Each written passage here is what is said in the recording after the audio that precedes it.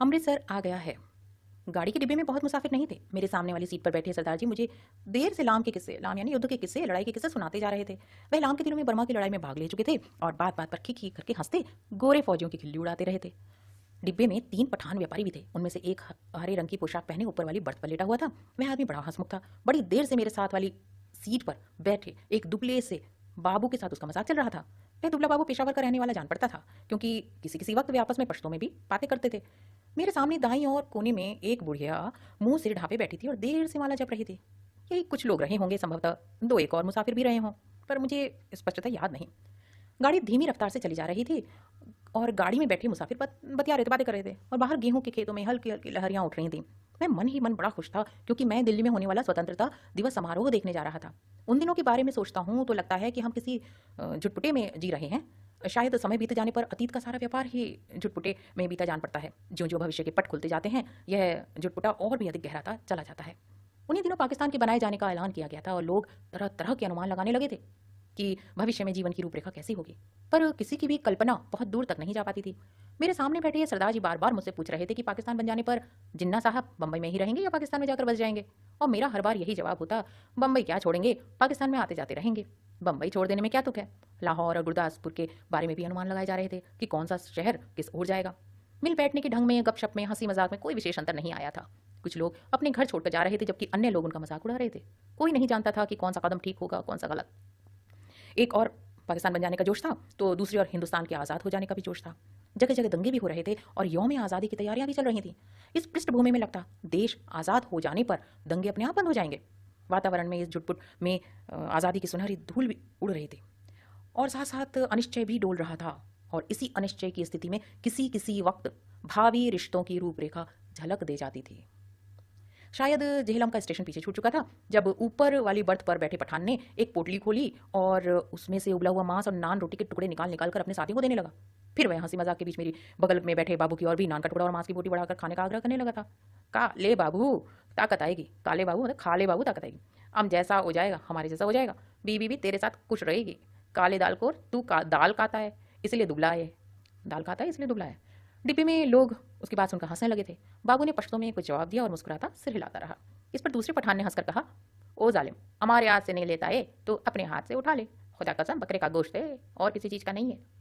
ऊपर बैठा पठान चहक कर बोला, ओ खंजीर के तुम, इधर तुम्हें कौन देखता है, हम तेरी बीवी को नहीं बोलेगा। ओ तू हमारे साथ बोटी तोड़, हम तेरे साथ दाल पिएगा। इस पर कह कहा उठा, पर दुबला पतला बाबू हंसता सिर हिलाता रहा। कभी कभी 2 शब्द पश्तो में भी कह देता था। ओ कितना बुरा बात है, हम खाता है और तू हमारा मुंह देखता है। सभी पठान मगन थे। यह इसलिए नहीं लेता कि तुमने हाथ नहीं धोए हैं, स्थूल का सरदार जी बोले और बोलते ही खी करने लगे। अधलेटी मुद्रा में बैठे सरदार जी की आधी तौंद सीट के नीचे लटक रही थी। तुम अभी सोकर उठे हो और उठते ही पोटली खोलकर खाने लग गए हो, इसलिए बाबूजी तुम्हारे हाथ से नहीं लेते, और कोई बात नहीं। और सरदार जी ने मेरी ओर देखकर आंख मारी और फिर खी करने लगे। मांस नहीं खाता ए बाबू, तो जाओ जनाना डब्बा में बैठो, इधर क्या करता है, फिर कह कहा उठा। डब्बे में और भी अनेक मुसाफिर थे, लेकिन पुराने मुसाफिर यही थे जो सफ़र शुरू होने में गाड़ी में बैठे थे। बाकी मुसाफिर उतरते चढ़ते रहे थे। पुराने मुसाफिर होने के नाते उनमें एक तरह की बेतकल्लुफी आ गई थी। ओ इधर आके बैठो, तुम हमारे साथ बैठो, आओ आओ जालिम, किस्सा खाने की बात करेंगे, किस्सा खाने मतलब किस्सा कहानी सुनाएंगे। तभी एक स्टेशन पर गाड़ी आकर रुकी थी और नए मुसाफिरों का रेला अंदर आ गया था। बहुत से मुसाफिर एक साथ अंदर घुसते चले आए थे। कौन सा स्टेशन है, किसी ने पूछा। वजीराबाद है शायद, मैंने बाहर की ओर देखकर कहा। गाड़ी वहां थोड़ी देर के लिए खड़ी रही, पर छूटने से पहले एक छोटी सी घटना घटी।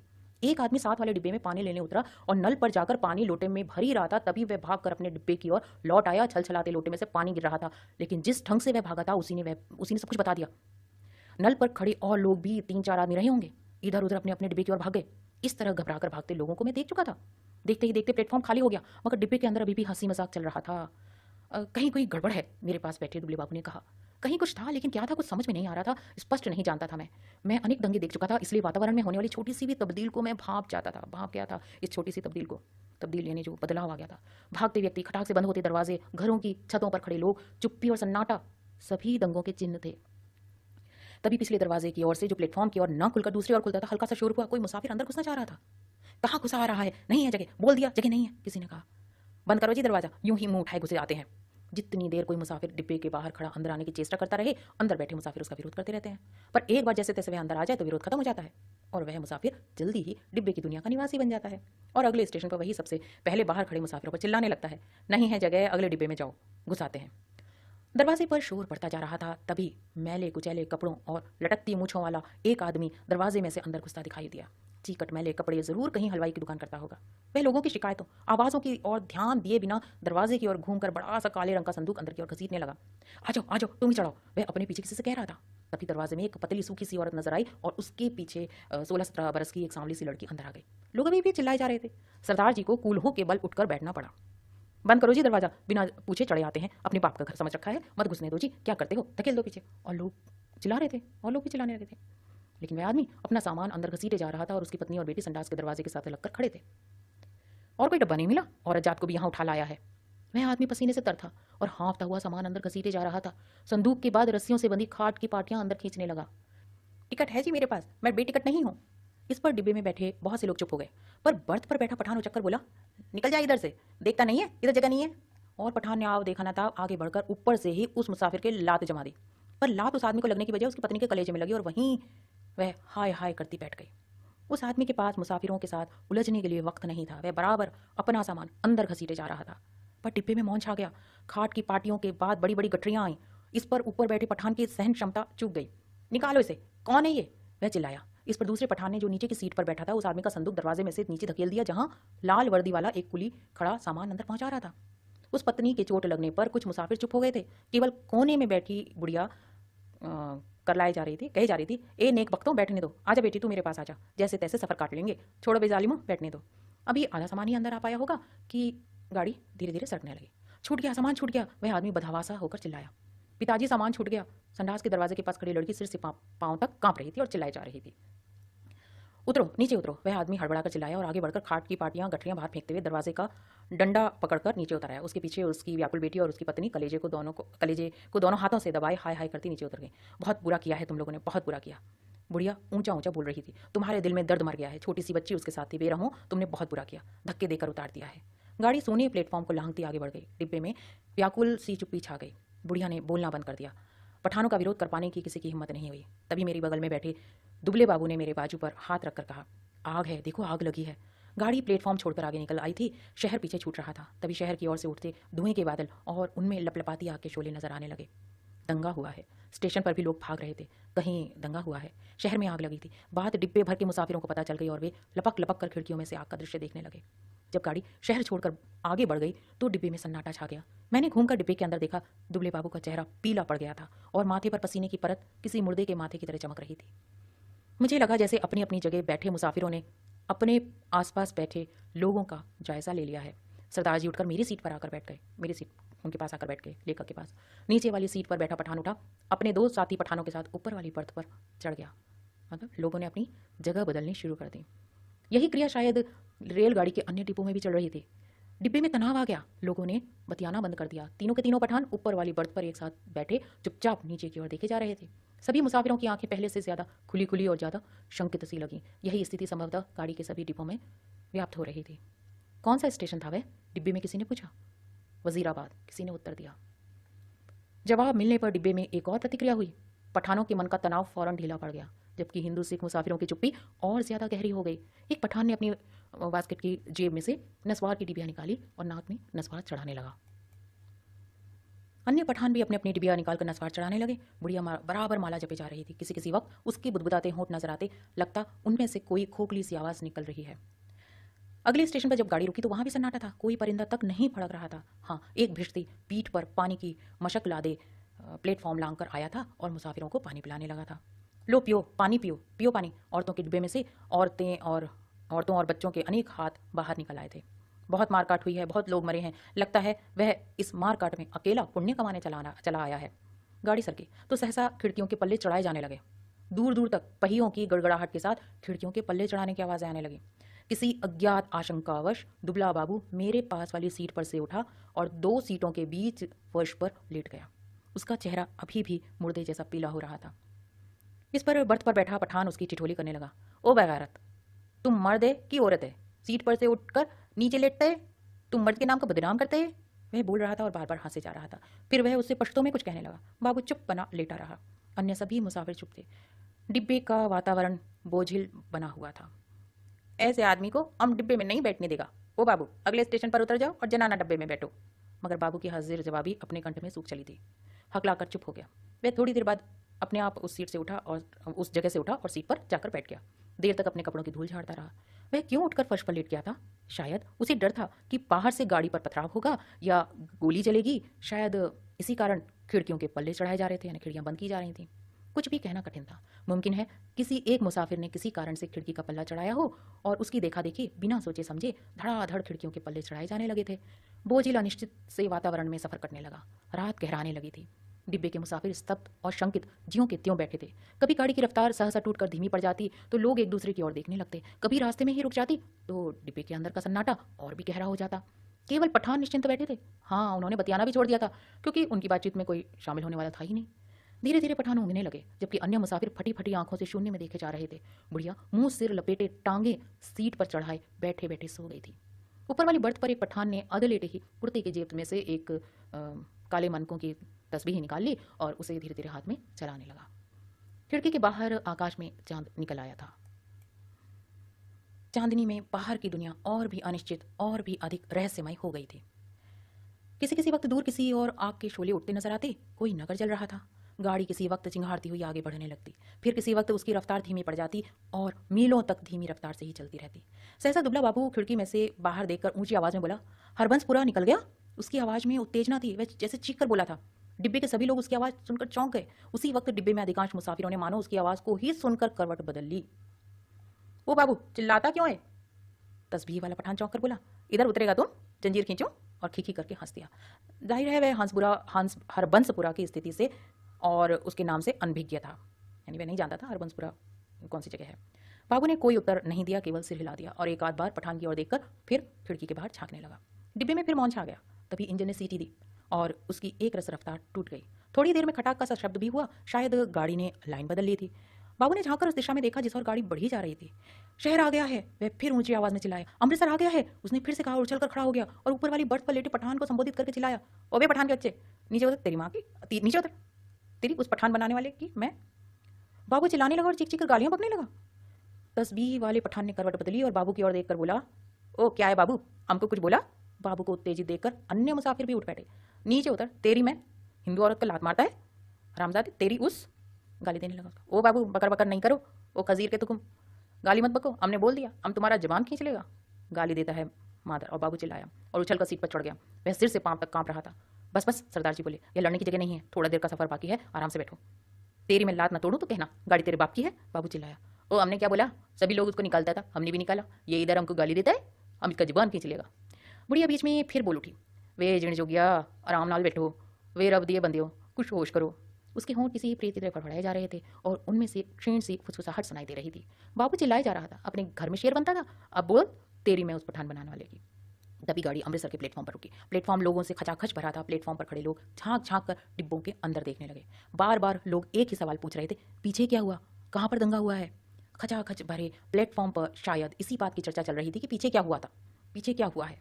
प्लेटफॉर्म पर खड़े 2-3 खोमचे वालों पर मुसाफिर टूट पड़ रहे थे। सभी को सहसा भूख और प्यास परेशान करने लगी थी। इसी दौरान 3-4 पठान हमारे डिब्बे के बाहर प्रकट हो गए और खिड़की में से झांक झांक कर अंदर देखने लगे। अपने पठान साथियों पर नजर पड़ते ही वे उनसे पश्तो में कुछ बोलने लगे। मैंने घूमकर देखा, बाबू डिब्बे में नहीं था। न जाने कब वह डिब्बे में से निकल गया था। मेरा माथा ठनका। गुस्से में वह पागल हुआ जा रहा था, न जाने क्या कर बैठे। पर इस बीच डिब्बे के तीनों पठान अपनी अपनी गठरी उठाकर बाहर निकल गए और अपने पठान साथियों के साथ गाड़ी के अगले डिब्बे की ओर बढ़ गए। जो विभाजन पहले प्रत्येक डिब्बे के भीतर होता रहा था, अब सारी गाड़ी के स्तर पर होने लगा था। खोमचे वालों के इर्द गिर्द जो भीड़ थी वह छटने लगी थी। लोग अपने अपने डिब्बों में लौटने लगे। तभी सहसा एक ओर से मुझे वह बाबू आता दिखाई दिया। उसका चेहरा अभी भी पीला था, माथे पर बालों की लट झूल रही थी। नजदीक पहुंचा तो मैंने देखा उसने अपने दाएं हाथ में लोहे की एक छड़ उठा रखी थी। जाने वह उसे कहाँ मिल गई थी। डिब्बे में घुसते समय उसने छड़ को अपनी पीठ के पीछे कर लिया और मेरे साथ वाली सीट पर बैठने से पहले उसने हौले से छड़ को सीट के नीचे सरका दिया। सीट पर बैठते ही उसकी आंखें पठान को देख पाने के लिए ऊपर को उठी, पर डिब्बे में पठानों को ना पाकर वह हड़बड़ाकर चारों ओर देखने लगा। निकल गए हरामी, और गालियां उसने बकी। सबके सब निकल गए। फिर वह सिपटाकर उठ खड़ा हुआ, चिल्लाकर बोला, तुमने उन्हें क्यों जाने दिया? तुम सब नामर्द हो बुज़दिल। पर गाड़ी में भीड़ बहुत थी, बहुत से नए मुसाफिर आ गए थे। किसी ने उसकी ओर विशेष ध्यान नहीं दिया। गाड़ी सरकने लगी तो वह फिर मेरी वाली सीट पर आ बैठा। वह बड़ा उत्तेजित था और बराबर बड़बड़ाई जा रहा था। धीरे धीरे हिचकोले खाती गाड़ी आगे बढ़ने लगी। डिब्बे में पुराने मुसाफिरों ने भरपेट पूरियां खा ली थी और पानी पी लिया था। गाड़ी उस इलाके में अब आगे बढ़ने लगी जहां उनके जान माल को खतरा नहीं था। नए मुसाफिर बतिया रहे थे। धीरे धीरे गाड़ी फिर समतल गति से चलने लगी थी। कुछ ही देर बाद लोग ऊँघने भी लगे, मगर बाबू अभी भी फटी फटी आंखों से सामने की ओर देखे जा रहा था। बार बार मुझसे पूछता था कि पठान डिब्बे में से निकलकर किस और को गए हैं। उसके सिर पर जुनून सवार था। गाड़ी के हिचकोले में मैं खुद ऊँघने लगा था। डिब्बे में लेट पाने के लिए जगह नहीं थी। बैठे बैठे नींद में मेरा सिर कभी एक ओर को लुढ़क जाता था, कभी दूसरी ओर को। किसी किसी वक्त झटके से मेरी नींद टूटती और मुझे सामने की सीट पर अस्त व्यस्त से पड़े सरदार जी के खर्राटे सुनाई देते। अमृतसर पहुंचने के बाद सरदार जी फिर से सामने वाली सीट पर टांगे पसार कर लेट गए थे। डिब्बे में तरह तरह की आड़ी तिरछी मुद्राओं में मुसाफिर पड़े थे। उनकी विभत्स मुद्राओं को देखकर लगता डिब्बा लाशों से भरा है। पास बैठे बाबू पर नजर पड़ती तो कभी तो वे खिड़की के बाहर मुंह किए देख रहा होता और कभी पीठ दीवार से सटाए हुए तन पर बैठा हुआ नजर आता। किसी किसी वक्त गाड़ी किसी स्टेशन पर रुकती तो पहियों की गड़गड़ाहट बंद होने पर निस्तब्धता से छा जाती। तभी लगता जैसे प्लेटफॉर्म पर कुछ गिरा है या जैसे कोई मुसाफिर गाड़ी में से उतरा है और मैं झटके से उठकर बैठ जाता। इसी तरह जब एक बार मेरी नींद टूटी तो गाड़ी की रफ्तार धीमी पड़ गई थी और गाड़ी में अंधेरा था। मैंने उसी तरह अधलेटे खिड़की में से बाहर देखा। दूर पीछे की ओर किसी स्टेशन के सिग्नल के लाल कुमकुमे चमक रहे थे। स्पष्टतः गाड़ी किसी स्टेशन को लांग कर आई थी, पर अभी तक उसने रफ्तार नहीं पकड़ी थी। डिब्बे के बाहर मुझे धीमे से अस्फुट स्वर सुनाई दिए। दूर ही एक धूमिल सा काला पुंज नजर आया। नींद की कुमारी में मेरी आंखें कुछ देर तक उस पर लगी रहीं, फिर मैंने उसे समझ पाने का विचार ही छोड़ दिया। डिब्बे के अंदर अंधेरा था, बत्तियां बुझी हुई थी, लेकिन बाहर लगता था पौ फटने वाली है, यानी सुबह होने वाली है। मेरी पीठ पीछे डिब्बे के बाहर किसी चीज को खरोंचने की सी आवाज आई। मैंने डिब्बे की ओर घूमकर देखा। डिब्बे का दरवाजा बंद था। मुझे फिर से दरवाजा खरोंचने की आवाज सुनाई दी। फिर मैंने साफ साफ सुना लाठी से कोई दरवाजा पीट रहा है, पटपटा रहा है डिब्बे का दरवाजा। मैंने झांक कर खिड़की के बाहर देखा। सचमुच एक आदमी डिब्बे की 2 सीढ़ियां चढ़ाया था। उसके कंधे पर एक गठरी झूल रही थी और हाथ में एक लाठी थी। उसने बदरंग से कपड़े पहन रखे थे और उसकी दाढ़ी भी थी। फिर मेरी नजर बाहर नीचे की ओर आ गई। गाड़ी के साथ साथ एक औरत भागती चली आ रही थी नंगे पांव, और उसने 2 गठरियां उठा रखी थी। बोझ के कारण उसे दौड़ा नहीं जा रहा था। डिब्बे के पायदान पर खड़ा आदमी बार बार उसकी ओर मुड़कर देख रहा था। हाँफता हुआ कही जा रहा था, आजा आजा, तू भी चढ़, तू भी आजा। दरवाजे पर फिर से लाठी पटपटाने की आवाज आई। खोलो जी दरवाजा, खुदा के वास्ते दरवाजा खोलो। वह आदमी हाँफ रहा था, खुदा के लिए दरवाजा खोलो, मेरे साथ में औरत जाता है, गाड़ी निकल जाएगी। सहसा मैंने देखा बाबू हड़बड़ाकर उठ खड़ा हुआ और दरवाजे के पास जाकर दरवाजे में लगी खिड़की में से मुंह बाहर निकालकर बोला, कौन है, इधर जगह नहीं है। बाहर आदमी जो खड़ा था वह फिर गिड़गिड़ाने लगा, खुदा के वास्ते दरवाजा खोलो, गाड़ी निकल जाएगी। और वह आदमी गाड़ी में से अपना हाथ अंदर डालकर दरवाजा खोल पाने के लिए सिटकनी टटोलने लगा। नहीं है जगह, बोल दिया, उतर जाओ गाड़ी पर से, बाबू चिल्लाया और उसी क्षण लपक कर दरवाजा खोल दिया। या अल्लाह, उस आदमी का अस्पष्ट से शब्द सुनाई दिए। दरवाजा खुलने पर जैसे उसने इत्मीनान की सांस ली हो। पर उसी वक्त मैंने बाबू के हाथ में छड़ चमकते देखा। एक ही भरपूर वार में बाबू ने उस मुसाफिर के सिर पर वार किया था। मैं देखते ही डर गया। मेरी टांगें लरस गई थी। मुझे लगा जैसे छड़ के वार का उस आदमी पर कोई असर नहीं हुआ। उसके दोनों हाथ अभी भी जोर से डंडे को पकड़े हुए हैं। कंधे पर से लटकती गठरी घिसट कर उसकी कोहनी पर आ गई थी। तभी सहसा उसके चेहरे पर लहू की 2-3 धारें एक साथ फूट पड़ी। मुझे उसके खुले होंठ और चमकते दांत नजर आए। वह 1-2 बार और या अल्लाह बुदबुदाया और फिर उसके पैर लड़खड़ा गए। उसकी आंखों ने बाबू की ओर अंधमुदी सी आंखें जो धीरे धीरे सिकुड़ती जा रही थी, मानो उसे पहचानने की कोशिश कर रही हो कि वह कौन है और उससे किस अदावत का बदला ले रहा है। इस बीच अंधेरा कुछ और छन गया था। उसके होंठ फिर से फड़फड़ाए, उनमें से सफेद दांत फिर से झलक उठे। मुझे लगा जैसे वह मुस्कुराया, पर वास्तव में केवल क्षय के कारण ही होठों में बल पड़ने लगे थे। नीचे पटरी के साथ साथ भागती औरत बड़बड़ाई और कोसे जा रही थी। उसे अभी भी मालूम नहीं हो पाया था कि क्या हुआ था। वह अभी भी शायद यह समझ रही थी कि गठरी के कारण उसका पति गाड़ी पर ठीक से चढ़ नहीं पा रहा है और उसका पैर जम नहीं रहा है। वह गाड़ी के साथ साथ भागती हुई अपनी 2 गठरियों के बावजूद अपने पति के पैर पकड़ पकड़ कर सीढ़ी पर अपने पैर टिकाने की कोशिश कर रही थी। तभी सहसा डंडरे से उस आदमी के दोनों हाथ छूट गए और वह कटे पेड़ की भांति नीचे जा गिरा और उसके नीचे गिरते ही औरत ने भागना बंद कर दिया, मानो दोनों का सफर एक साथ ही खत्म हो गया हो। बाबू अभी भी मेरे निकट डिब्बे के खुले दरवाजे में बुत का बुत बना खड़ा था। लोहे की छड़ अभी भी उसके हाथ में थी। मुझे लगा जैसे वह छड़ को फेंक देना चाहता है, लेकिन उसे फेंक नहीं पा रहा है। उसका हाथ जैसे उठ नहीं रहा था। मेरी सांस अब भी फूली हुई थी और डिब्बे के अंधियारे कोने में मैं खिड़की के साथ सट कर बैठा उसकी ओर देखे जा रहा था। फिर वह आदमी खड़े खड़े हिला। किसी अज्ञात प्रेरणावश वह एक कदम आगे बढ़ाया और दरवाजे में से बाहर पीछे की ओर देखने लगा। गाड़ी आगे निकलती जा रही थी। दूर पटरी के किनारे अंधियारा पुंज सा नजर आ रहा था। बाबू का शरीर हरकत में आया। एक झटके में उसने छड़ को डिब्बे के बाहर फेंक दिया, फिर घूमकर डिब्बे के अंदर दाएं बाएं देखने लगा। सभी मुसाफिर सोए पड़े थे। मेरी और उसकी नजर नहीं उठी। थोड़ी देर बाद वह खड़ा डोलता रहा, फिर उसने घूमकर दरवाजा बंद कर दिया। उसने ध्यान से अपने कपड़ों की ओर देखा, अपने दोनों हाथों की ओर देखा और फिर एक एक करके उसने अपने दोनों हाथों को नाक के पास ले जाकर उसे सूंघा, मानो जानना चाहता है उसके हाथों से खून की बू तो नहीं आ रही है।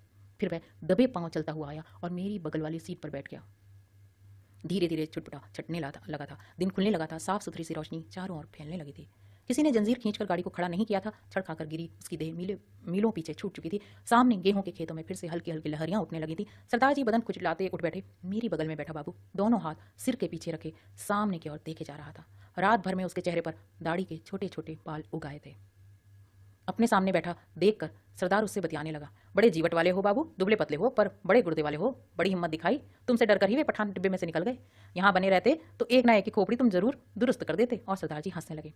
बाबू जवाब में मुस्कुराया और एक विभत्स सी मुस्कान और देर तक सरदार जी के चेहरे की ओर देखता रहा।